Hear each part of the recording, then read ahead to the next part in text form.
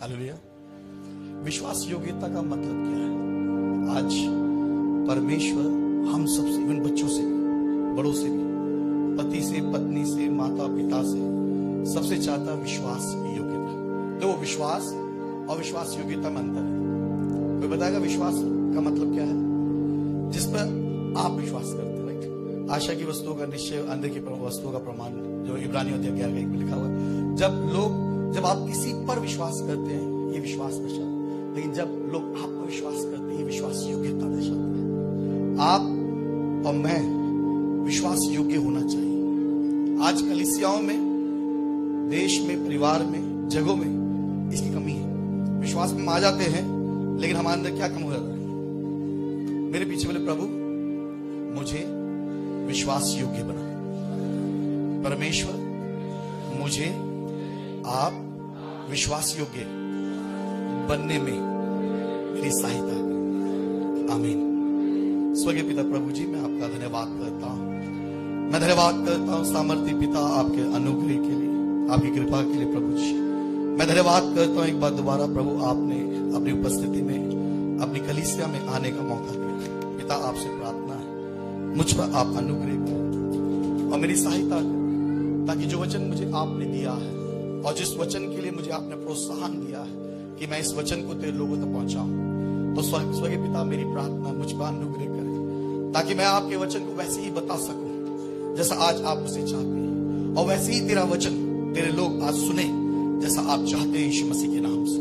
इसलिए पिता, मैं हर एक भटकाने वाली आत्मा, चुराने वाली आत्मा, विरोध करने वाली आत्माओं को मैं पिता पवित्र आत्मा के नाम से बांधता हूँ, हुक्म देता हूँ हमारे बीच से दूर हट जाए और दोबारा कभी ना आए, यीशु मसीह के नाम से। पिताजी मैं धन्यवाद करता हूँ, प्रार्थना उत्तर दिया, यीशु मसीह के नाम से मांगते। जोर से बोले। मैं एक कहानी सुनाता हूँ, एक छोटी सी कहानी, शायद आपको बहुत पसंद आएगा, और उसके बाद मैं आपसे कुछ सवाल पूछूंगा। सवाल उसी कहानी में से होगा। एक दिन एक आदमी था, बहुत पैसा, बहुत धनी, बहुत पढ़ा लिखा, बहुत धनी, और उस देश का बहुत ही करोड़ अमीर आदमियों से एक था। उसकी शादी नहीं हुई थी, तो उसने एक लड़की को देखा जो बहुत गरीब थी, अनपढ़ थी, कमजोर थी, तो उस पर उसका मन पसीज गया और उसने बोला कि मैं इससे शादी करूँ। शादी करने के बाद, क्योंकि वो अमीर आदमी की पत्नी बन गई, इसलिए अमीर आदमी ने उसे बहुत पढ़ाया, पढ़ने लगी, अच्छा खाना खाने से अच्छा स्वस्थ हो गई, सुंदर लगी, बहुत अच्छा हो गया, और दोनों बहुत अच्छा जीवन जी रहे थे। लेकिन अचानक उस अमीर आदमी के घर जीवन में एक बहुत बड़ी विपत्ति आई, समस्या आई। जो जिस फैक्ट्री उसके पास था, वो फैक्ट्री में नुकसान होने लगा, हानि होने लगी, और धीरे धीरे उसका पैसा सब कुछ खत्म होने लगा। उसी बीच में वो बीमार भी हो गई, और बीमार होने के कारण, पैसे कमी के कारण वो और परेशानियों का सामना करता रहा। अब वो लड़की, वो स्त्री जो उसकी पत्नी थी, जो पहले गरीब थी, जो कमजोर थी, लेकिन अब बहुत सुंदर हो गई, अच्छी हो गई। लेकिन जब उसने देखा कि मेरा पति बीमार हो गया है, गरीब हो गया है, तभी उसने देखा कि बगल में एक अच्छा सुंदर लड़का उसे दिखा, और उसने शादी करने का निर्णय किया। उसने बोला इसके साथ रहना तो मेरे लिए बेकार है, ये तो मर जाएगा कुछ दिन बाद। इसलिए उसने उसे छोड़कर चले गई और उससे शादी कर, और ये रोता रहा। लेकिन एक दिन ऐसा हुआ कि उसके मित्र, जो अमीर आदमी के जो मित्र थे, जब उन्होंने सुना कि आदमी गरीब हो गया, प्रॉब्लम हो गया, बीमार हो गया, तो सारे दोस्त उसके पास आए और उन्होंने कहा कि हम तुम्हारी सहायता करें, और उनको उसको अस्पताल ले गए। अस्पताल ले जाने के बाद उसे इलाज किया, दवाई किया, वो ठीक होगा। उसके बाद दोस्तों ने कुछ पैसे दिया उसको ताकि वो बिजनेस करे। अब बिजनेस करने के कारण क्या हुआ, अब दोबारा से वो बहुत पैसा बढ़ा, बहुत ज्यादा। अब पहले से जो पैसा था उसे डबल हो गया। अब उस औरत ने सुना कि मेरा पति जो मरने वाला था, बीमार था, गरीब हो गया था, अब वो बहुत ही अमीर हो गया, अच्छा हो गया, ठीक हो गया।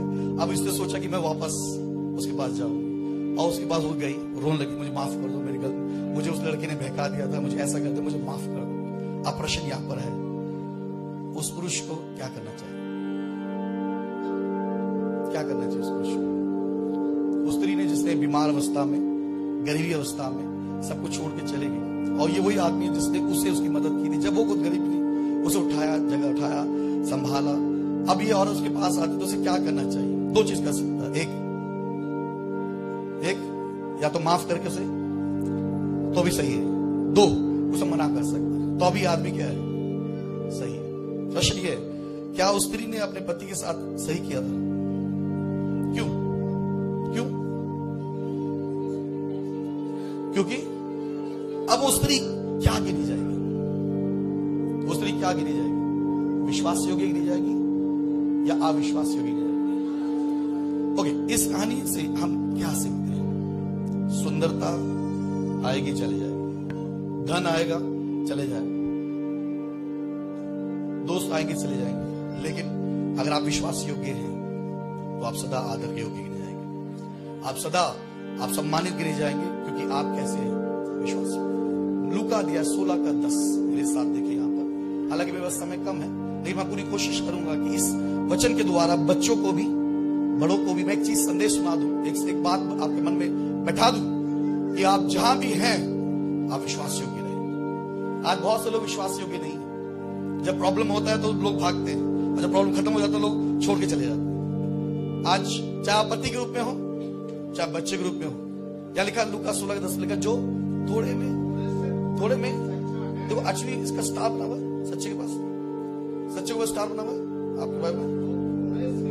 हाँ देखो, रुक जाओ, सच्चे रुक जाओ, सच्चे में तो बगल में कुछ लिखा हुआ है, कुछ बना हुआ है स्टार, उसके बिल्कुल नीचे आपके नोट पैड नीचे जाना, उसमें लिखा है विश्वास योग्य। इसका मतलब जो थोड़े में थोड़ा विश्वास योग्य है वह बहुत में भी विश्वास। इंग्लिश में लिखा है, आई थिंक इंग्लिश में लिखा है, आई थिंक फेथफुल, इंग्लिश में लिखा फेथफुल।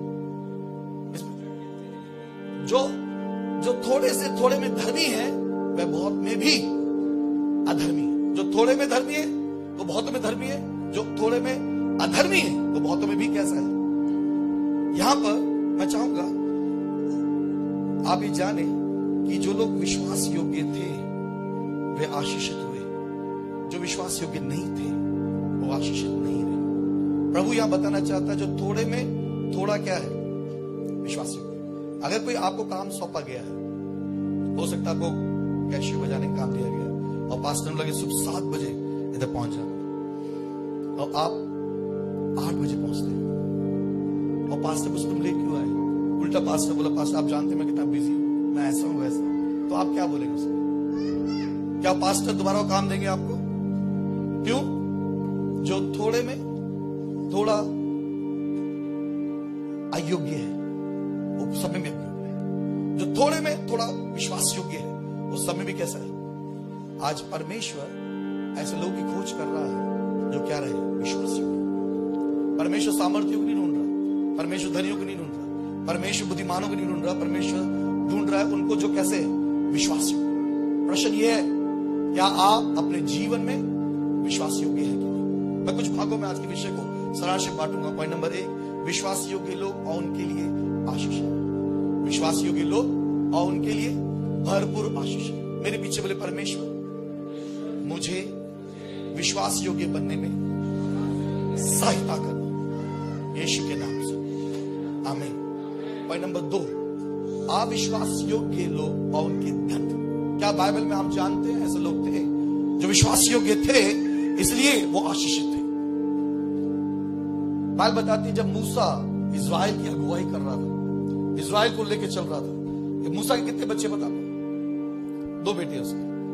और लेकिन जब वो मरा, उसका जो एक अधिकार इस्राएल को लीड करने के लिए उसके बच्चों को नहीं दिया गया, ना ही उसके भाई को दिया गया। पता किसको दिया गया? क्यों? आप जानते क्यों? क्यों यहोशू को दिया गया? यहोशू को तो टहलुआ कहा गया है। यहोशू का नाम दूसरा होशे था, बाद में परमेश्वर ने उसका नाम यहोशू रख दिया गया। क्यों परमेश्वर ने यहोशू को अगुवाई करने के लिए मूसा के पास चुना? पता क्यों चुना? जब मूसा पहाड़ पे गया, कितने दिन बताया पता उसने? और वो तो मूसा तो बात कर रहा है, लेकिन पहाड़ के बाहर जो बादल के बाहर है वो कौन खड़ा हुआ है? यहोशू खड़ा हुआ है। 1 दिन, 2 दिन, 3 दिन, 4 दिन, 5 दिन, 6 दिन, 7 दिन, 8 दिन, 9 दिन, 10 दिन, किसका इंतजार कर रहा हो? अगर आप होते तो क्या करते? पास्टर बोलते रुको मैं भी आता हूं। आधा घंटा हो गया, बोलते पास्टर क्या हुआ? फोन लगेगा। 2 घंटे, 3 घंटे, 5 घंटे, वो एक दो घंटे नहीं था, कितने दिन भाग खड़ा हुआ? 40 दिन और रात वो खड़ा हुआ। और मूसा बाहर आके दिखता है तो वही खड़ा हुआ। मूसा ने पूछा भी तूने खाना खाया नहीं? वो भी नहीं पूछा। लेकिन यहोशू कैसा था? क्या आप विश्वास योग्य हैं? याद रखिए, जब आप विश्वास योग्य होंगे तो जो आपका, जो जिसके पीछे आप चल रहे हैं उसका अनुग्रह आप पाएंगे। समझ पा रहे हो? एलीशा विश्वास योग्य था। उसके समय एलिया के पास और भी बहुत सारे भविष्यवक्ता के चेले थे, बहुत सारे चेलों का स्कूल था। वो भविष्यवक्ता का स्कूल को चला रहा था एलिया, और उसके बाद बहुत सारे चेले थे। लेकिन क्यों? जो अधिकार जो एलिया के पास था, उसका दुगना अधिकार किसके पास था? मेरे पीछे बोले, प्रभु मुझे विश्वास योग्य बना। आमीन। क्या आप समझ पाते हैं विश्वास योग्य का मतलब क्या है? विश्वास योग्य कितना जरूरी है। आज लोग विश्वास योग्य नहीं है, लेकिन प्रभु आपको चाहता है कि आप विश्वास योग्य बने। कोई टिके ना टिके, मैं टिकूंगा। तो कोई रहे ना रहे, मैं चाहे कोई चर्च में आए ना आए, लेकिन मैं चर्च में रहूंगा। मेरा ये विश्वास योग्यता है। चाहे लोग कलीसिया में आए या ना आए, लेकिन मैं कलीसिया में रहूंगा, आऊंगा। चाहे बारिश आए, चाहे तूफान आए, लेकिन मैं उधर रहूंगा। ये विश्वास योग्यता परमेश्वर मुझसे और आपसे चाहता है। मैंने बताया कौन विश्वास योग्यता? एक यहोशू, दो एलीशा, और उसके बाद चेले बहुत सारे। जिस चर्च में मैं था, मैं 12 साल मैं उस चर्च में, मैं इसलिए बता रहा कि मैं पढ़ाई कर रहा हूं, नहीं, मैं इसलिए बता रहा हूं, आपको उदाहरण दे रहा हूं। जिस चर्च में मैं था, उस चर्च में एक ऐसे एक स्टूडेंट ग्रुप में आया। फिर उसके बाद मैं बच्चों को सिखाने लगा, उसके बाद मैं अनुवाद करने लगा। और जब पास्टर भारत देश वापस जा रहे थे, तो उसका अगला चर्च का पास्टर मैं बना। समझ पा रहे? क्यों? उनके बेटे भी थे, उनके मित्र भी थे, बहुत सारे लोग थे, मुझसे बड़े बड़े पढ़े लिखे लोग भी थे, बहुत अच्छे अंग्रेजी अनुवाद करने वाले, बोलने सब कुछ थे। लेकिन जब बड़े पास्टर सीनियर पास्टर गए, तो दिल्ली का और कोऑर्डिनेटर, इवन इंडिया का उस समय का कोऑर्डिनेटर मुझे नहीं किया। क्यों?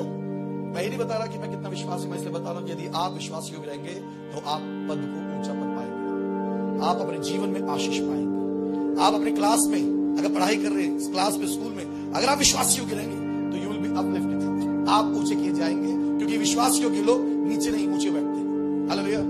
समझ पा रहे हो आप? पॉइंट नंबर 1, विश्वास योग्यता पाए हुए लोग, विश्वास योग्य लोग और उनकी आशीष। ऐसे बहुत से लोग हैं। उत्पत्ति अध्याय 22 मेरे साथ देखिए यहाँ पर, उत्पत्ति 22 और उत्पत्ति 15 भी देखेंगे, लेकिन उत्पत्ति 22 देखते हैं यहाँ पर क्या हुआ।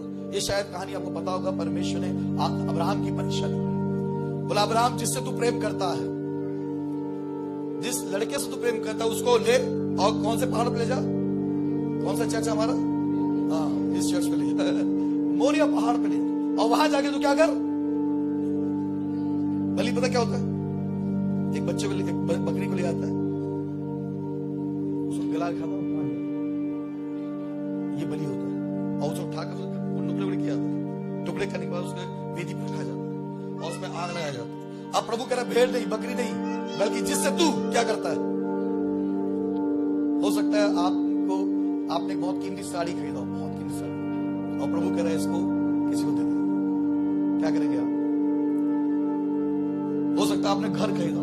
मेरे जो सीनियर पास्टर बता रहे थे कि इंडिया में 10 साल रहे हो, नाइजीरियन थे, अफ्रीकन थे, 10 साल रहे यहाँ पर, और थोड़ा थोड़ा पैसा इकट्ठा किया, और बुजुर्ग अवस्था में वापस अपने नाइजीरिया में गए, और उस थोड़े से पैसे में एक जमीन खरीदा, और उसमें उन्होंने अपना घर बनाने लग गया। और एक फ्लोर बन गया। जब दूसरा फ्लोर बन रहा था, तभी प्रभु का आत्मा ने कहा, इस घर को एक पास्टर को दे दे। अब पास्टर उठे, अपनी पत्नी को बोला कि देखो, प्रभु मुझसे बोल रहे हैं कि मुझे इस घर को देना है, और इसके बाद हमारा कोई घर नहीं है, और हमने जो पैसा जमा किया, सारी पूंजी हमने इसमें लगा दी। अब बताओ क्या करें?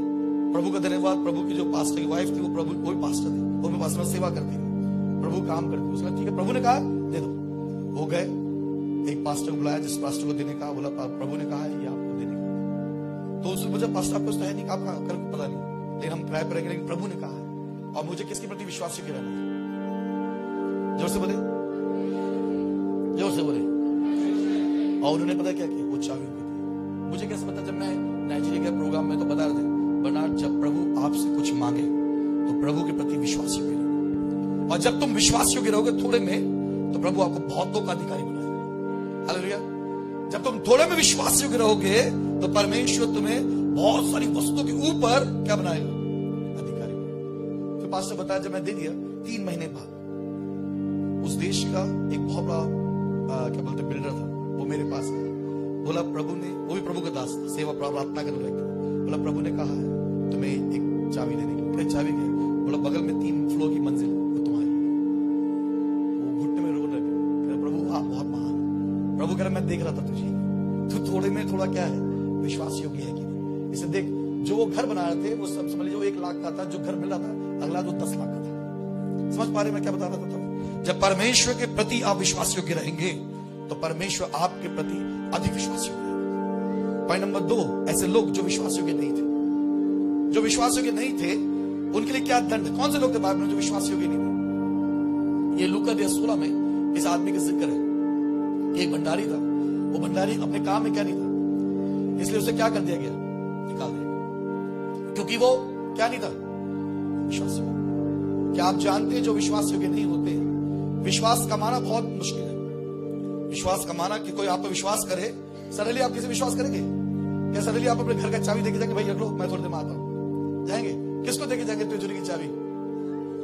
यहां तक अपने जान पहचान को भी दोगे नहीं आप। इतना अगर लाखों रुपए अगर उसमें हो, तिजोरी में हो, और आप चाबी किसको देके जाना चाहते हो, किसको देके जाओगे आप? अगर नहीं है कोई तो आप नहीं दो। परमेश्वर, अगर आप चाहते परमेश्वर का आशीष आपको मिले तो आपको विश्वास योग्य होना। आप चाहते प्रभु मुझे वरदान दे तो प्रभु आपके अंदर विश्वास योग्यता चाहते हैं। अगर आप चाहते परमेश्वर मुझे आशीष कर तो प्रभु जब मैं क्यों तुझे आशीष करूं? क्या तू विश्वास योग्य है? अगर तू थोड़े में विश्वास योग्य है तो मैं तुझे बड़ी आशीषों के लिए योग्य ठहराऊंगा। हालेलुया। समय कम है मेरे पास, क्योंकि आज अभी पास में खाना भी खाना है, तो कम खाना खाना, ज्यादा मत खा, कहीं पता खा के सो गए। और ये भी है, मैं तो सोच रहा पास में खाना बाद में दो, कोई बात नहीं, पहले एग्जाम करा लेते हैं। क्योंकि ब्रेक जब पड़ता ना तो क्या होता पता है, आधे लोग, आप लोग नहीं, आप तो बहुत अच्छे लोग हैं, मैं अपने वहां के लोग बता रहा हूँ, जैसी ब्रेक जूम में ऐसा होता है ना, जूम जब 45 मिनट का होता है ऑनलाइन में, जैसे ही जूम 45 मिनट कटा ऑन के, फिर दोबारा ज्वाइन किया, 15 थे 50 में 25 रह गए, 25 गायब। फिर दोबारा 45 जब कटता दोबारा तो 25 के बजाय अब 10 रह गए। तो अभी देखते कितने विश्वास योग्य आज है। खाना खाने के बाद कितने लोग यहाँ पर टिकेंगे? कितने लोग टिकोगे? पास्टर ने मुझे लिस्ट दिया हुआ 31 लिखित लिस्ट। प्रभु का धन्यवाद, लिस्ट पर रुकेंगे। प्रभु का धन्यवाद।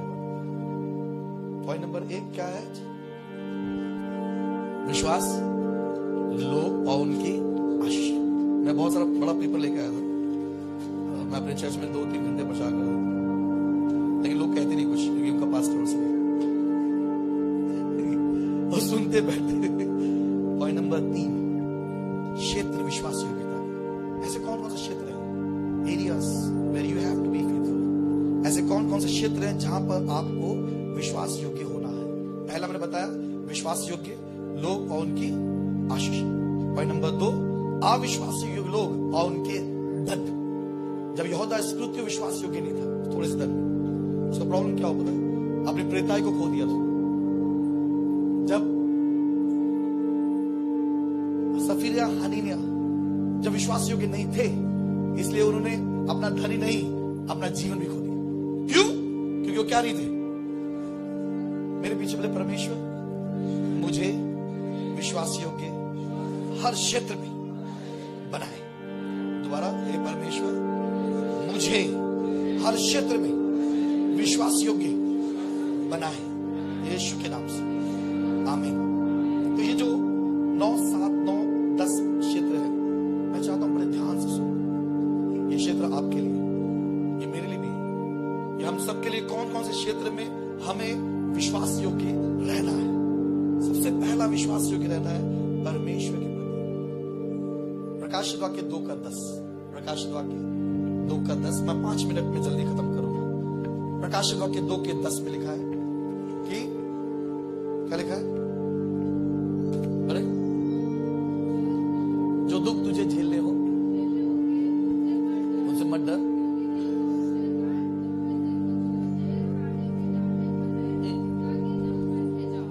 और तुम्हें 10 दिन तक क्लेश उठाना होगा।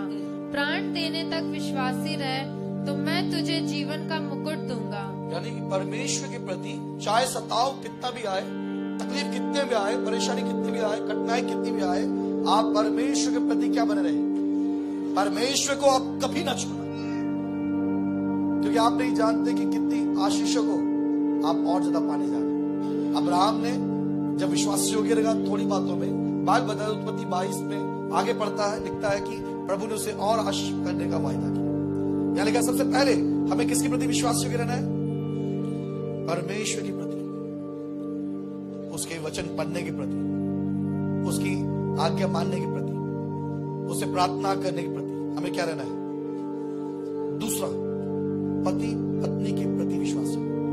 पहला परमेश्वर प्रति और दूसरा हस्बैंड वाइफ के प्रति। मलाकी अध्याय 2 का 14-15 यहां लिखा है कि परमेश्वर विश्वासघातियों से नफरत करता है। जो अपने स्त्री को त्याग देते हैं, अपने पुरुष को त्याग देते हैं, परमेश्वर उनसे नफरत करता है। क्या लिखा है यहां पर मलाकी 2 के 14 में?